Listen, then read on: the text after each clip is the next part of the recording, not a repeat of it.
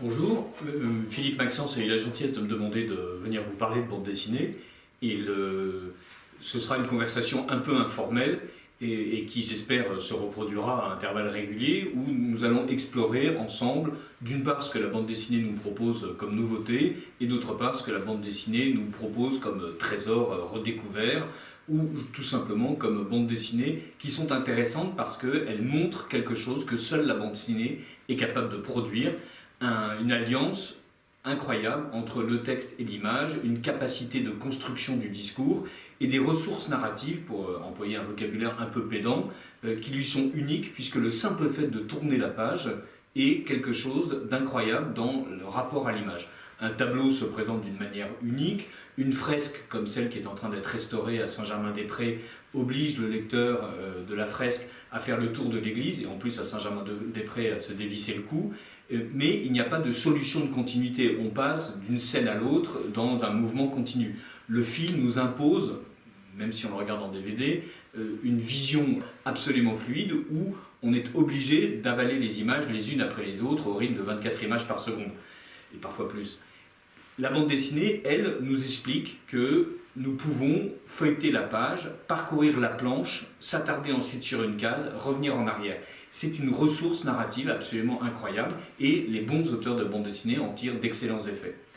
Parmi les bons auteurs de bande dessinée, il y a Catherine Meurice qui a publié il y a quelques semaines, quelques mois, un très bel album, Les Grands Espaces, chez Dargaud, qui est extrêmement rafraîchissante. Catherine Meurice est une dessinatrice, une caricaturiste qui a travaillé pour Charlie Hebdo et elle nous raconte en fait son enfance. Son enfance, ça consiste dans les années 80 à ce que ses parents aillent s'installer dans le Poitou.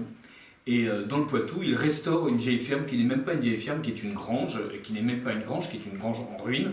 Et ses parents s'installent là avec leurs deux filles et leur apprennent à vivre avec la nature, à vivre avec les gens du cru, leur apprennent à n'avoir peur de rien, même pas de lire Pierre Loti et Marcel Proust, et leur apprennent surtout à aimer ce qu'elles font. Cet album est délicieux, on a l'impression que c'est Marcel Pagnol dans le Poitou. Il y a des accents qui sont véritablement ceux du château de ma mère ou de la gloire de mon père. Et Catherine Meurice, caricaturiste, se présente elle-même comme un brimborion de petite fille. C'est assez aimable, mais de temps en temps laisse poindre justement sa patte de caricaturiste pour nous parler de scènes remarquables, comme par exemple le moment où Ségolène Royal inaugure une piscine flottante éco-citoyenne dans une base de loisirs. Le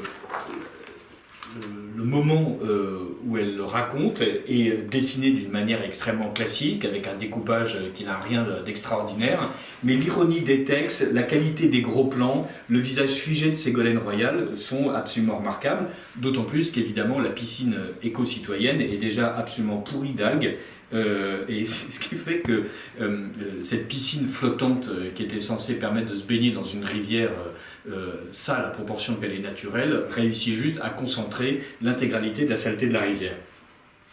C'est un passage qui est très amusant.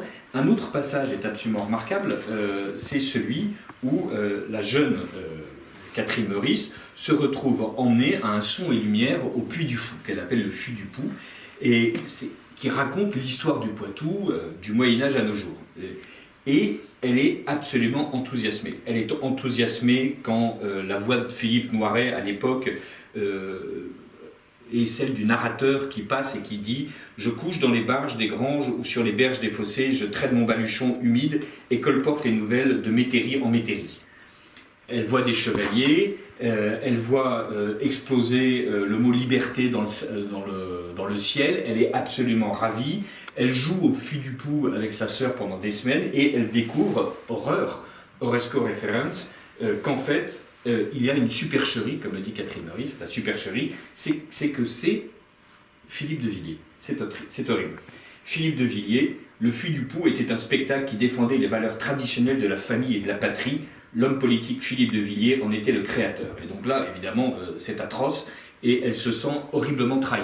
Ce qui est fascinant dans cet album, c'est que c'est une enfant qui découvre en fait un pays, qui, grâce à ses parents écologistes confirmés, découvre l'amour de la nature, qui découvre toutes les qualités de l'enracinement et qui, revenant 10, 20, 30 ans plus tard sur ce qu'elle a vécu, évidemment ne supporte absolument pas la distance qui s'est créée entre cet amour charnel, cet enracinement et ce qu'elle est censée en penser.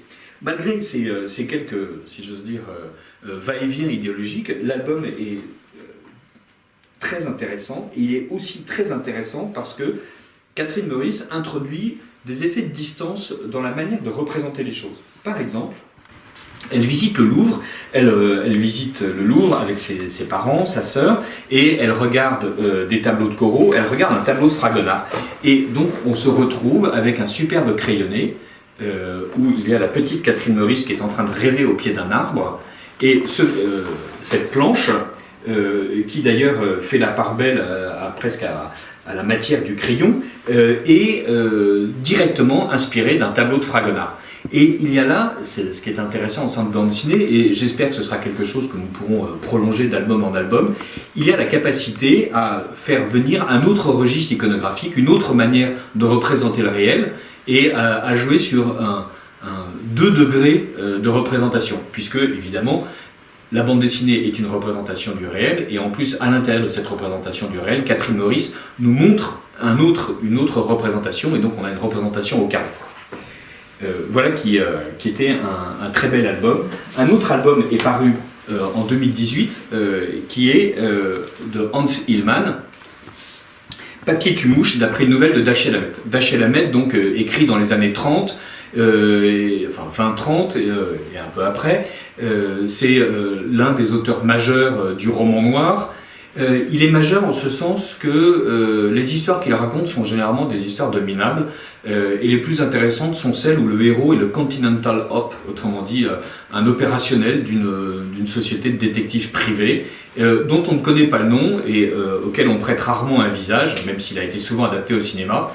Et là, Hans Hillman, graphiste de talent allemand, décide dans les années 70 de prendre l'une des nouvelles les moins intéressantes, si j'ose dire, pour ce qui est des péripéties, puisque les personnages sont un peu minables. Les péripéties consistent surtout à faire en sorte que personne ne sache ce qu'il se passe, et ça se termine en queue de poisson.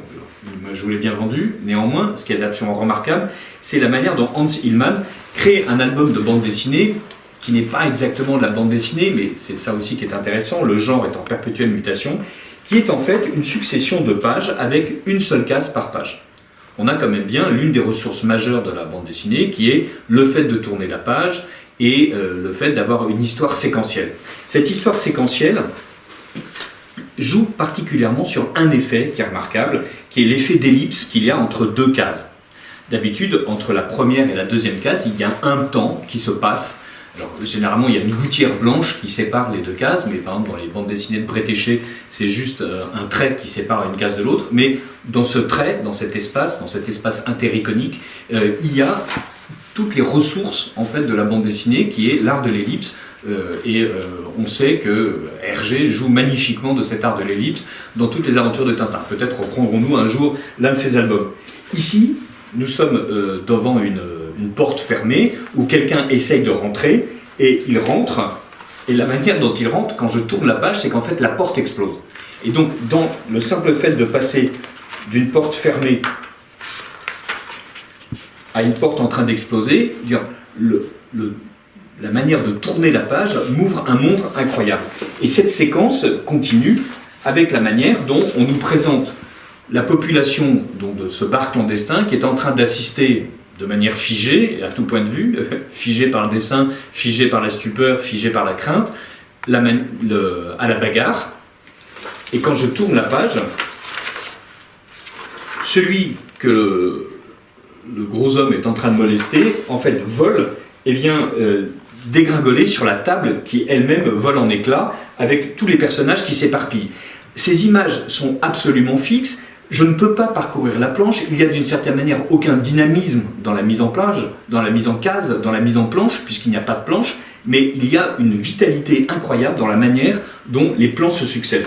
C'est un film silencieux, c'est un film immobile d'une certaine manière, mais de case en case, on passe avec des choses extrêmement dynamiques et dans une perception du temps totalement dilatée. J'ai la manière dont le propriétaire du bar épaule son arme, j'ai la manière dont l'autre se prépare à se défendre, j'ai la manière dont il reçoit la table, et il s'écroule peu à peu, comme au ralenti, avec cette table qui lui arrache son arme, lui brise ses bouteilles, et ces bouteilles qui s'effondrent lentement sur lui.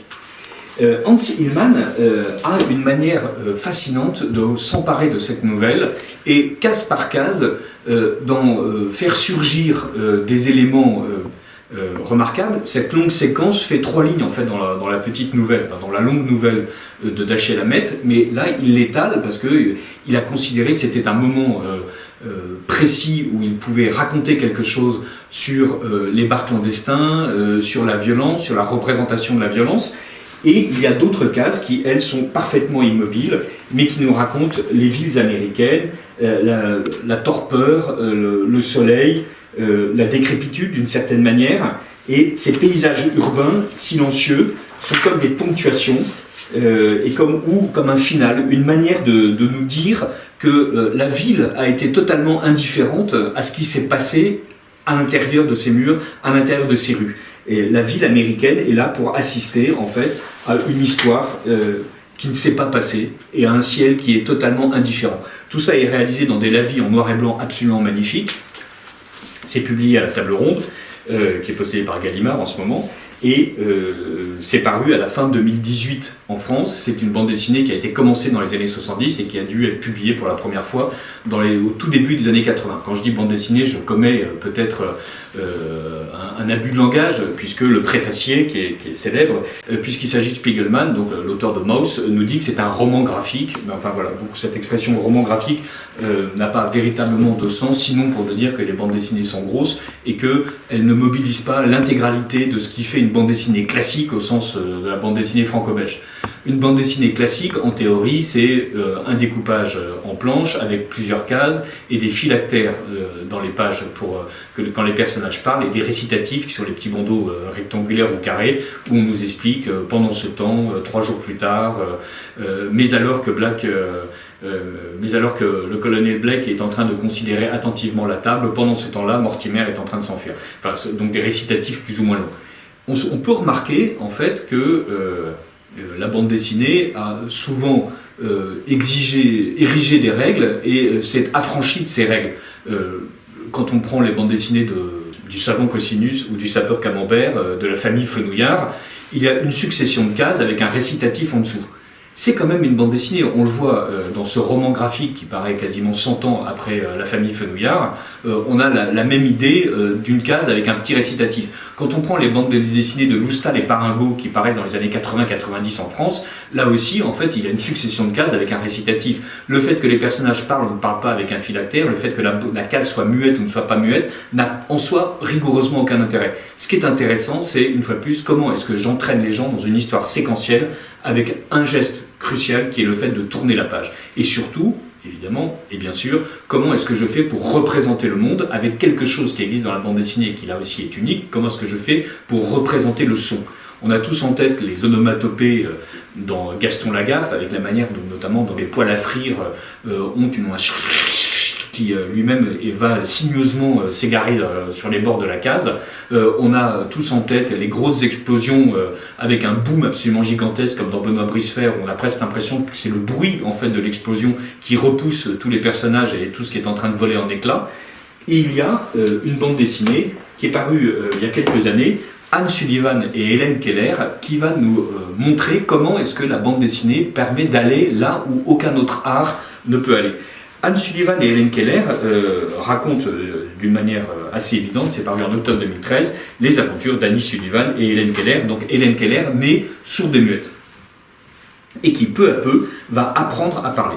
Donc on a tout au début de l'histoire une succession de cases absolument muettes, et avec d'ailleurs une présentation en gaufrier, c'est-à-dire que toutes les cases sont rangées sur une grille immuable, il n'y a pas de variation du cadre, ce qui est pourtant l'une des ressources aussi de la bande dessinée par rapport au cinéma. On ne fait pas varier le cadre du cinéma, on peut faire varier les plans, la caméra peut être en gros plan, en plan moyen, en plan américain, en panoramique, mais l'écran ne varie pas en cours de route, même si 2 ou 3 films se sont essayés à les faire varier, mais voilà, ça reste extrêmement marginal.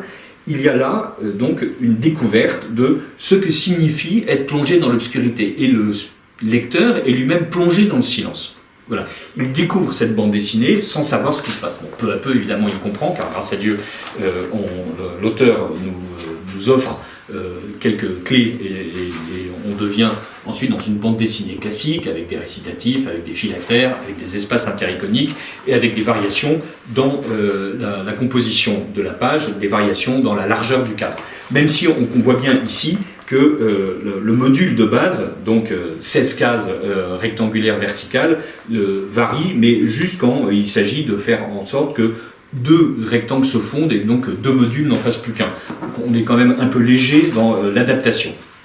Ce qui est intéressant, c'est la manière dont, peu à peu, Annie Sullivan, apprenant à Hélène Keller à parler, lui apprenant à s'exprimer, donc lui faisant découvrir son environnement, on a une représentation de la manière dont Hélène Keller peut se peindre dans son espace intérieur le monde tel qu'il existe ailleurs. Et sur le fond noir qui est propre à Hélène Keller, qui est la valeur en fait, de fond qui est associée à Hélène Keller tout au long de l'album de bande dessinée, apparaissent avec une typographie assez dure, assez simple, en grande capitale, la manière dont on a un mur, une porte, une tenture, et donc tous ces mots que peu à peu, Annie Sullivan apprend à Hélène Keller en lui faisant toucher les choses et en lui tapotant sur les doigts pour lui apprendre en fait comment fonctionnent ces choses-là, comment s'appellent ces choses-là, comment est-ce qu'elle peut interagir avec le monde. Avec des cases tout à fait jolies, où on a une scène familiale, et au centre de la scène familiale, dans ces 9 cases-là, la manière dont Hélène Keller se dit, voilà, ça c'est mon père, ça c'est Hélène, ça c'est le bébé, et peu à peu, donc, on découvre en même temps qu'Hélène Keller le monde d'Hélène Keller, et Hélène Keller découvre le monde qui est nôtre. Ce que nous voyons et qu'Hélène Keller ne voit pas, la magie de la bande dessinée nous permet de comprendre la manière dont Hélène Keller est en train d'appréhender ce réel qui lui échappe, et qui ne lui échappe plus. Évidemment, on finit par sortir, et au lieu d'être dans les espaces cloisonnés de la maison, on va dans la nature, et là, voilà, il y a un arbre, il y a un tronc, il y a une feuille qui tombe, et tout ça est expliqué peu à peu par Annie Sullivan à Hélène Keller. Vous remarquerez qu'il y a plusieurs manières, plusieurs graphies, et ça aussi c'est une ressource de la bande dessinée qui est tout à fait intéressante, c'est-à-dire j'ai ces grandes capitales assez maladroites qui me disent ce qu'Hélène Keller pense et perçoit. J'ai un récitatif en cursive qui est la manière dont quelqu'un raconte l'histoire, et j'ai des phylactères avec une autre graphie qui me disent comment est-ce que les personnes échangent entre elles. Donc là aussi, la bande dessinée, très rapidement, me fait percevoir plusieurs voix, plusieurs tonalités, plusieurs façons de s'exprimer. On reviendra dans une émission postérieure, là aussi j'espère qu'il y aura une émission postérieure, sur la manière dont Frank Miller, dans Batman Year One, traite magnifiquement cette question des récitatifs, de la graphie et de la mise en scène dessinée de ces différentes voix pour faire en sorte de transformer le récitatif en plusieurs voix intérieures qui se répondent tout au long de la bande dessinée. Voilà un premier survol de ce que la bande dessinée peut apporter, de ce que la bande dessinée peut nous apporter tout de suite. Évidemment, tous ces titres sont disponibles en librairie, et qui va nous permettre de fixer un peu ce rendez-vous que je vous propose, comment est-ce que fonctionne une bande dessinée, et parfois, d'ailleurs, nous ne parlerons absolument pas de la manière dont ça fonctionne. Je me contenterai de vous expliquer, en tout cas d'essayer de vous faire partager mon enthousiasme pour telle ou telle bande dessinée, et tel ou tel discours sur la bande dessinée, un dessin superbe, un texte remarquable, une série qui n'a peut-être pas à chaque case toutes les qualités qu'on aime, mais qui dessine en fait un univers absolument magique. Merci beaucoup.